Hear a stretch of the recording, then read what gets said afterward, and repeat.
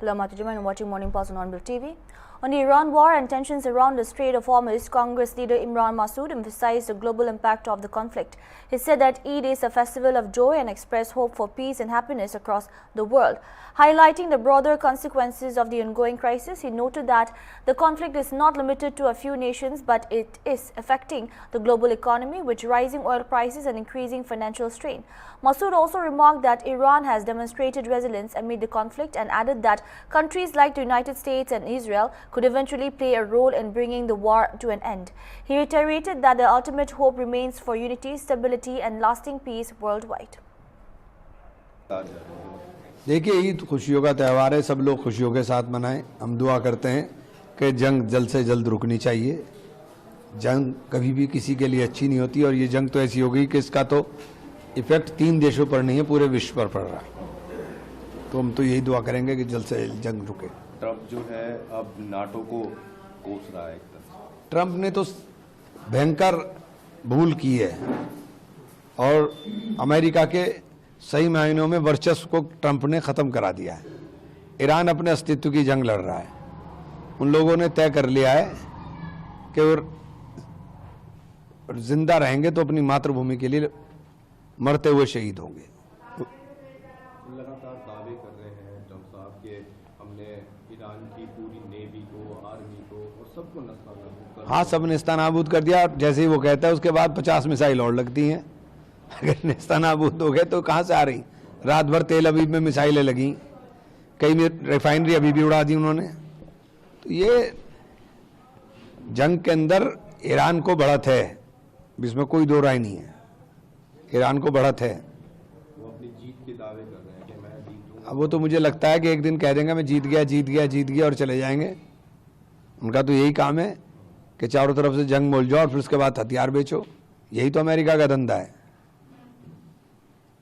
चारों तरफ से जंग में उलझा के खुद भाग जाएगा और सबको हथियार बेचेंगे। क्या देखते हैं आपके, जिस तरह से जो चीज सोची गई थी, जिस तरह से सोच के वो आए थे और जो वो सोच कर आए थे वो तो ईरान वालों ने पलट कर डाल दिया। ना ईरान के अंदर वो घुसने की हिम्मत कर पा रहे, ना ईरान की वो रिजिम चेंज कर पाए और ना वो स्ट्रेट ऑफ हार्मोज खोल पाए। वो इस बात को भी कह रहे हैं कि जो स्ट्रेट हार्मोज अगर ये ना खुला तो तेल और सब देशों के लिए भारी पड़ेगा। हाँ, पड़ेगा, निश्चित रूप से पड़ेगा, इसमें कोई दो राय नहीं है। तेल तो बहुत ऊंचे दाम पर जाएगा। 200 बैरल पर जाना है। 200 मैंने बहुत पहले कहा था कि 200 पे जाएगा और जाने के नजदीक आ रहा है, धीरे धीरे बढ़ रहा है।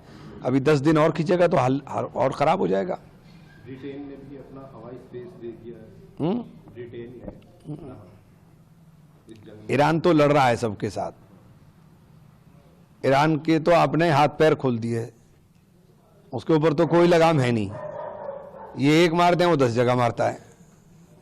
तो क्या अब इसका क्या उद्देश्य है भविष्य, किस तरह से? देखिए, पूरा नुकसान बहुत भारी हुआ है और पूरे विश्व की अर्थव्यवस्था बैठने के कगार पर आ गई। तो निश्चित रूप से मैं समझता हूं कि आने वाले वक्त में स्थिति और ज़्यादा खराब होगी अगर ये जंग ना रुकी। लेकिन रुकते हुए नजर तो आ रही चारों तरफ से जिस तरह से चीजें हो रही हैं। नहीं, मैं बता रहा ना कि अब ये अमेरिका के अंदर जिस तरह से विरोध अमेरिका में ही शुरू हो गया, अमेरिका में और इजराइल में तो बहुत विरोध है। इंटरनल विरोध बेइंतहा शुरू हो गया। तो आंतरिक दबाव के कारण जंग तो रोकेंगे, आज नहीं कल रोकेंगे। क्या मानते हैं आप इराक जो जब ये The Islamic Revolutionary Guard Corps announced on Saturday that the execution of the 17th wave of its retaliatory operation True Promise Force, stating that more than 55 locations linked to the US and Israel across the region were targeted. The statement described the initial phase as marked by loud explosions, firebursts and rising smoke in the affected areas. According to IRGC, 5 US military installations were struck, including sites in Saudi Arabia, the United Arab Emirates, Kuwait, Iraqi Kurdistan and the headquarters of US 5th Fleet in Bahrain. The operation reportedly involved QAM and Imad missile systems along with attack drones and was described as part of a broader strategy of gradual attrition. The IRGC further stated that its aerospace force targeted strategic locations in Haifa and Tel Aviv, including Hadera, Kiryat, Ono, Savion and Ben Ami, using Khurramshahr 4 and multi-warhead Qadar missiles. It claimed the strikes exceeded expectations and worsened conditions in the targeted territories, reiterating that it would continue to respond to any aggression against Iran's sovereignty with stronger actions.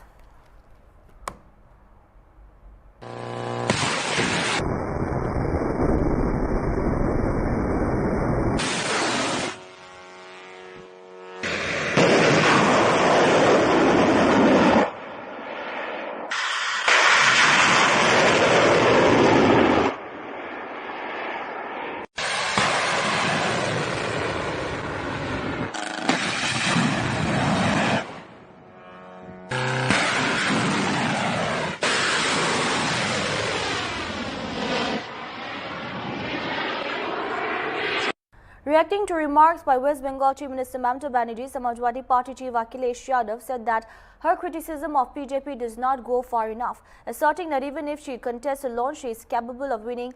Yadav also alleged administrative bias, claiming that in West Bengal, several officials have been removed, while in Uttar Pradesh, the BJP has not taken similar action.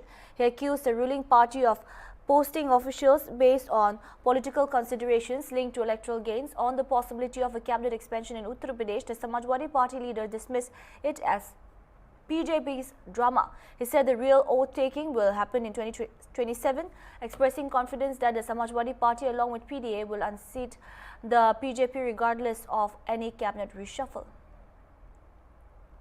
बेईमान सही का बेईमान छोटा शब्द दिखता है, जो गंगा मैया के साथ धोखा दे सकता है, जो गंगा मैया के साथ इस तरह का व्यवहार कर सकता है।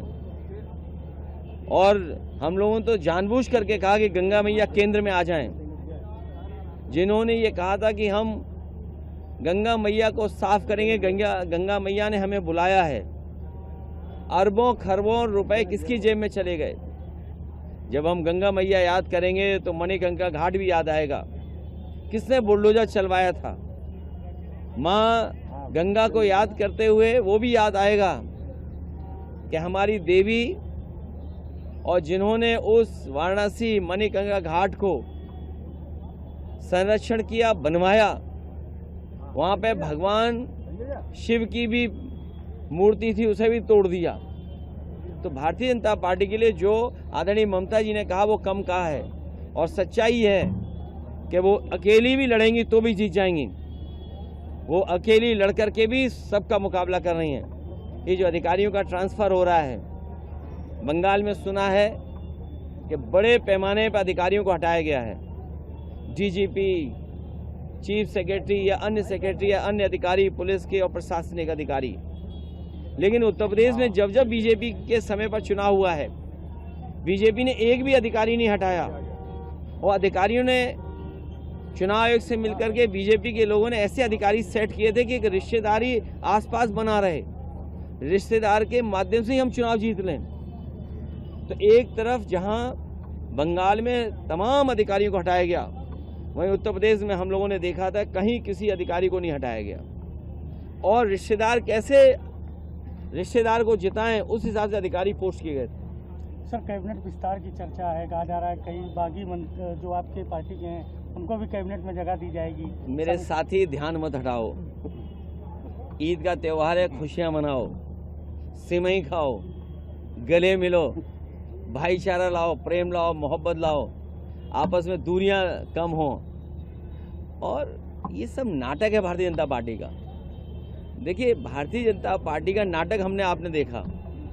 पूजनीय शंकराचार्य जी लखनऊ आए थे और तमाम लोगों ने ये कहा था, भारतीय जनता पार्टी के लोगों ने, कि हम उनके लेट जाएंगे उनके सामने, साष्टांग होकर के उनका सम्मान करेंगे। पूजनीय शंकराचार्य जी आए लखनऊ में, बताओ वो लोग कहाँ गायब हो गए, कहाँ अदृश्य हो गए, कहाँ इनविजिबल हो गए। और फिर बहुत सारे लोगों का मन था कि आपस में बैठ करके बाटी चोखा खा लें। इस राजधानी में दोबारा बाटी चोखा की दावत नहीं हो पाई। और फिर चुटिया पकड़ करके छीन लिया गया। कितना अपमानित हुए सोचिए। हमारे बटुक लोगों के पैर छू करके उन्हें दक्षिणा दी गई थी, दक्षिणा नहीं दी गई थी, मैं गलती से बोल गया। दक्षिणा नहीं दी गई उन्हें। तो ऐसे लोग भी हैं यहाँ राजधानी में रहते हैं। तो शपथ किसकी होगी? शपथ अब 2027 में होगी। बड़ी शपथ होने जा रही है। समाजवादी लोग इनको पीडीए के साथ लेकर के इन्हें हटाने जा रहे हैं, चाहे ये विस्तार करें चाहे सिकुड़ जाएं।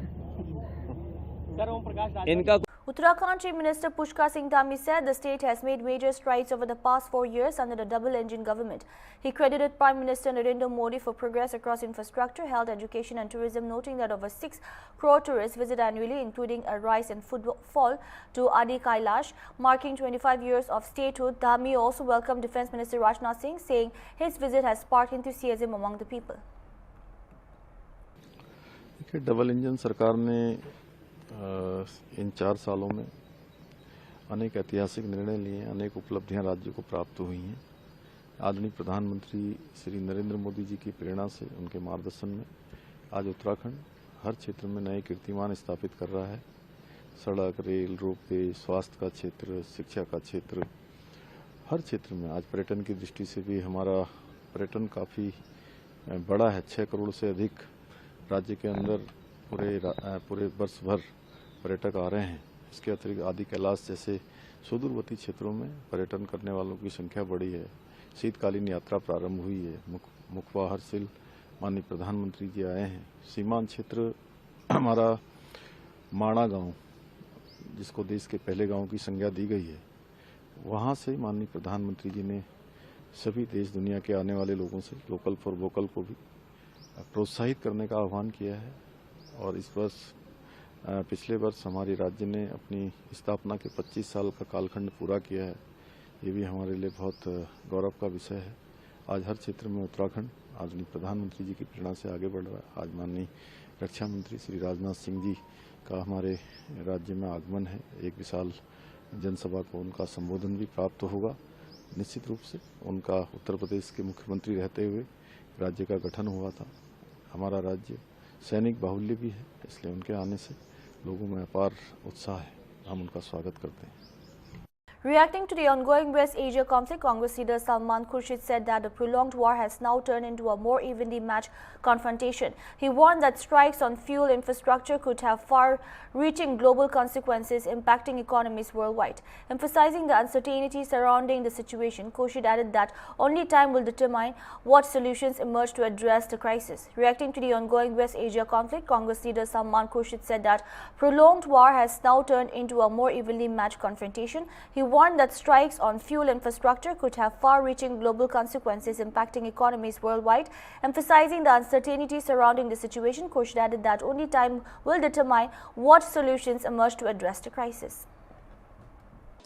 देखिए, बात तो सही है और ये बहुत स्पष्ट दिखता है। जो कार्रवाई हो रही है या जो भी अलग अलग बात हर एक देश से सुनने में मिल रही है, उससे ये बात स्पष्ट होती है कि अगर एक तरफ ईरान बहुत सूझबूझ के साथ सामरिक सोच को आगे बढ़ाने की कोशिश में है, तो वो ये मानता होगा, ईरान ये मानता होगा कि अमेरिका के सामने उसके पास जो हथियार हैं वो उतने नहीं होंगे और उतने प्रभावित नहीं होंगे जितने अमेरिका के पास हैं। ये बात में दो राय नहीं है। लेकिन जब आपके पास कम हथियार होते हैं तो आप उनका अच्छा उपयोग कैसे करते हैं और उनको सामरिक रूप से कैसे उनको उलझाने के लिए डालते हैं, ये सारी बातों पर वो लोग विचार कर रहे होंगे। और लग ऐसा रहा है, इतने दिन ये युद्ध चला है, इससे एक बात स्पष्ट हो रही है कि जिसको लोग मानते थे कि बराबर का युद्ध नहीं है, वो अब खुलकर दिख रहा है कि बराबर का युद्ध हो गया है। अब उसको और कितना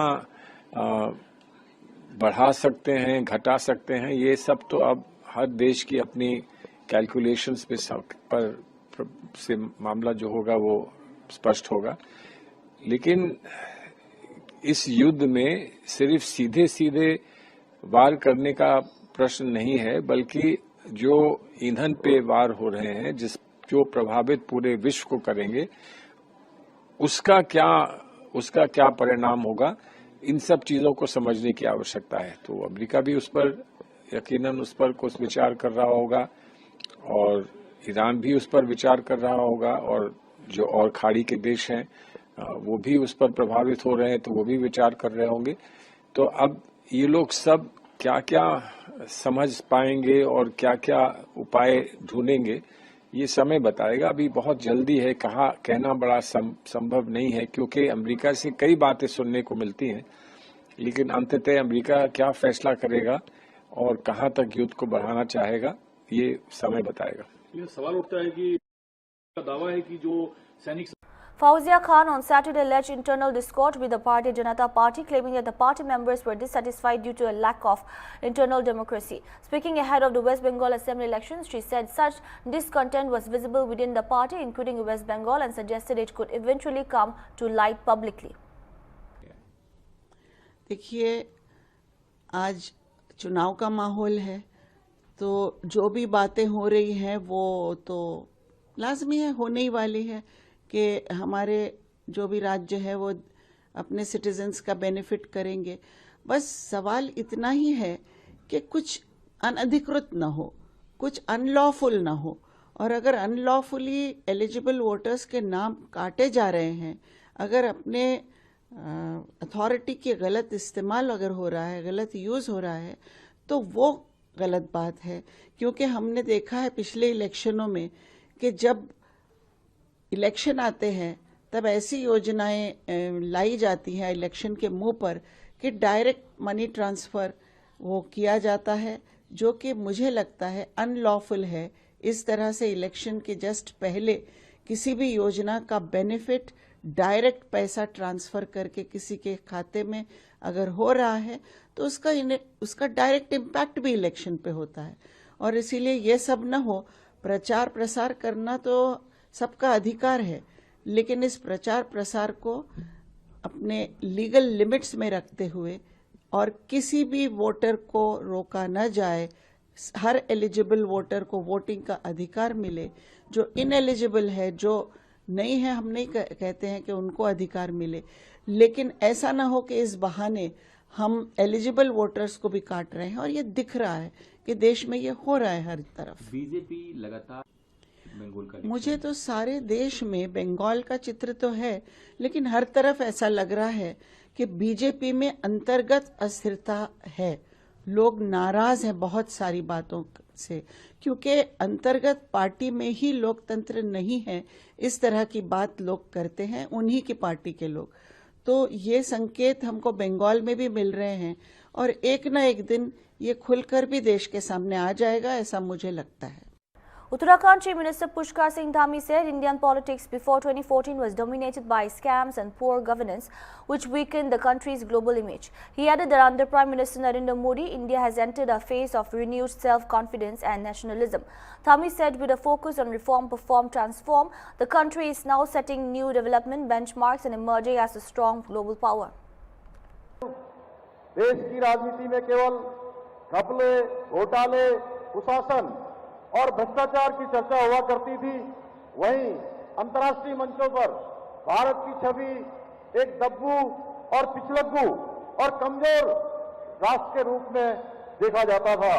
परंतु 2014 के बाद आदरणीय प्रधानमंत्री श्री नरेंद्र मोदी जी के सशक्त नेतृत्व में भारत के आत्मगौरव, आत्मसम्मान, स्वाभिमान, राष्ट्रीयता की भावना का पुनः जागरण का ऐतिहासिक कालखंड प्रारंभ हुआ, जिससे आज जहां एक ओर भारत रिफॉर्म, परफॉर्म और ट्रांसफॉर्म की नीति के साथ विकास के क्षेत्र में नए नए कीर्तिमान स्थापित कर रहा है, वहीं वैश्विक मंचों पर एक सशक्त, सक्षम और सामर्थ्यवान राष्ट्र के रूप में भी हम अपनी पहचान बना रहे हैं।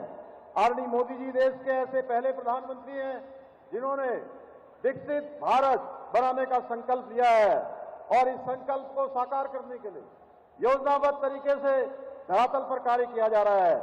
आज भारत विश्व की चौथी सबसे बड़ी अर्थव्यवस्था बनकर विश्व की एक बड़ी आर्थिक शक्ति के रूप में उभर रहा है। आज दुनिया के सभी देश किसी भी वैश्विक समस्या के समाधान के लिए भारत की ओर आशा रखते हैं। आज जहां एक ओर कश्मीर से धारा 370 की समाप्ति हो, ट्रिपल तलाक जैसी कुप्रथा का अंत हो, नागरिक संशोधन एवं वक्फ संशोधन जैसे कानूनों के माध्यम से एक भारत श्रेष्ठ भारत की परिकल्पना को साकार किया जा रहा है। वहीं अंत्योदय के संकल्प को पूरा करने के लिए जनधन योजना, उज्ज्वला योजना, आयुष्मान भारत, जल जीवन मिशन, किसान समृद्धि योजना, प्रधानमंत्री आवास योजना या मुफ्त राशन योजना जैसी जन कल्याणकारी योजनाओं के माध्यम से समाज के अंतिम छोर में खड़े हुए व्यक्ति को भी मुख्य धारा से जोड़ने का काम किया जा रहा है। भाइयों बहनों, हमारी विपक्षी पार्टी के समय में Speaking at the National Forestry Dialogue on International Forest Day, Uttar Pradesh Minister Yogi Adityanath stressed the importance of protecting nature. He said environmental imbalance, including global warming, is a warning for humanity, adding that India's traditional wisdom has long highlighted the supreme value of trees and forests. Emphasizing ecological balance, he noted that forests are the foundation of life, ensuring water, air and ultimately survival. One का महत्व क्या है, यह भारत की वैदिक कालीन परंपरा से लेकर के और आज के जब पूरी दुनिया के अंदर हम सबके सामने जो वर्तमान की चुनौतियां आई हैं, इन सभी चुनौतियों के समय में हर एक व्यक्ति ने प्रकृति के साथ हो रहे खिलवाड़ के दुष्परिणामों को झेला है, उस चुनौती का सामना वह कर रहा है। और इन्हीं सब चुनौतियों के बारे में हमारे ऋषियों ने हमें एक बात कही थी। उनका उद्घोष था कि धरती हमारी माता है, हम सब इसके पुत्र हैं। माता भूमि, पुत्रोहम पृथिव्या। हर पुत्र का दायित्व क्या होता है मां के प्रति, कि मां के साथ किसी भी प्रकार का कोई खिलवाड़ न हो, उसके सम्मान में, उसकी सुरक्षा में, उसके संरक्षण में। और मुझे लगता है कि दुनिया भर के हर एक नागरिक को इस बात को सोचना चाहिए कि उसके स्तर पर किए जाने वाले प्रयास में कहां चूक हुई है कि आज जो वैदिक कालीन सभ्यता इस बात का उद्घोष करती थी, आज वहां पर आप देख रहे होंगे पूरा एक जो मौसम चक्र है इसमें व्यापक बदलाव, ग्लोबल वार्मिंग और ग्लोबल कूलिंग की जो समस्याएं हमारे सामने पैदा हुई हैं, यह एक नई चेतावनी हम सबको दे रही है। और उन स्थितियों में जो भारत की ऋषि परंपरा ने सदैव हमें इस बारे में कहा है, जिसके बारे में हमारे राज्य मंत्री ने भी इस बारे में चर्चा की थी कि 10 कूप समावापी 10 वापी समो हृदय, 10 हृदय समम पुत्रो 10 पुत्र समो रुम, यानी 10 कुओं के समान एक बावड़ी है और 10 बावड़ियों के समान एक तालाब, 10 तालाबों के समान एक पुत्र है और 10 पुत्रों के समान एक वृक्ष है। यानी प्रकृति में एक वृक्ष की महत्ता क्या है, इसको सर्वोपरि माना गया है, सर्वोपरि माना गया है। और इसीलिए हम सब इस बारे में जानते हैं कि वन जीवन का आधार और प्रकृति के संतुलन का भी एक महत्वपूर्ण आयाम प्रस्तुत करता है।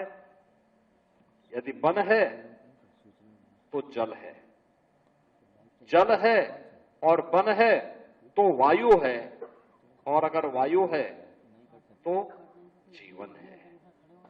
यानी जीवन की कल्पना इसके बगैर नहीं कर सकती है। और इसीलिए वैश्विक दृष्टिकोण और थीम को That's all we have for now. Keep watching Hornbill TV.